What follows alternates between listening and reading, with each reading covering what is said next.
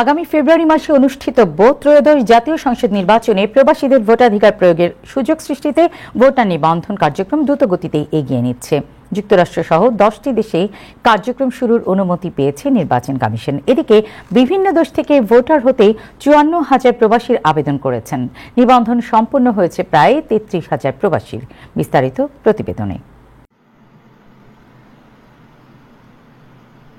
আগামী ত্রয়োদশ জাতীয় সংসদ নির্বাচনে প্রবাসীদের ভোটাধিকার প্রয়োগের সুযোগ সৃষ্টিতে ভোটার নিবন্ধন কার্যক্রম দ্রুতগতিতে এগিয়ে যাচ্ছে।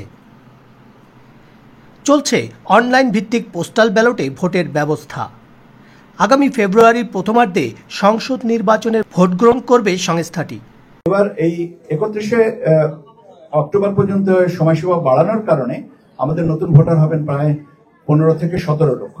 এনাদের এই আপনার যাচাই বাছাই মানে যে সংশোধন প্রক্রিয়াটা এক মাসের ভিতরে করা যাবে, ওই বিবেচনায় আমরা 31শে অক্টোবর পর্যন্ত যারা নিবন্ধিত হচ্ছেন তারা ভোটাধিকার পাবেন। কিন্তু এই রেজিস্ট্রেশন প্রসেস এটা চলমান থাকবে। যুক্তরাষ্ট্রসহ মালদ্বীপ, জর্ডান, দক্ষিণ Africa, Oman, France, Spain, Bahrain ও সিঙ্গাপুরে ভোটার নিবন্ধন কার্যক্রম শুরু করার অনুমতি পেয়েছে ইসি।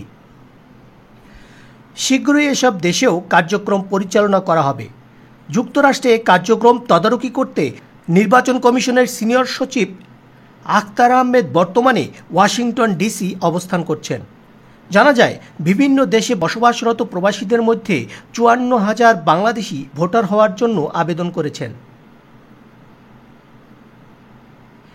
এদের মধ্যে নিবন্ধন সম্পন্ন করেছেন 32,707 জন প্রবাসী।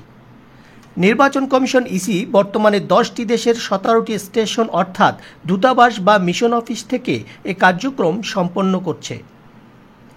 ইসি জানায়, 10টি দেশ থেকে মোট আবেদন পড়েছে 53,909টি। যাচাই বাছাইয়ে বাদ পড়েছে 4,675টি আবেদন। তদন্ত সম্পন্ন করে অনুমোদন হয়েছে এমন আবেদনের সংখ্যা 24,705টি। সংশ্লিষ্ট দেশগুলোর বাংলাদেশ দূতাবাস থেকে আঙুলের ছাপ ও ছবি নেওয়া হয়েছে 32,707 জনের। এছাড়া তদন্ত শেষে অনুমোদনের অপেক্ষায় রয়েছে এমন আবেদনের সংখ্যা 680টি। এইচ কে সোহাগ, টাইম টেলিভিশন, নিউ ইয়র্ক।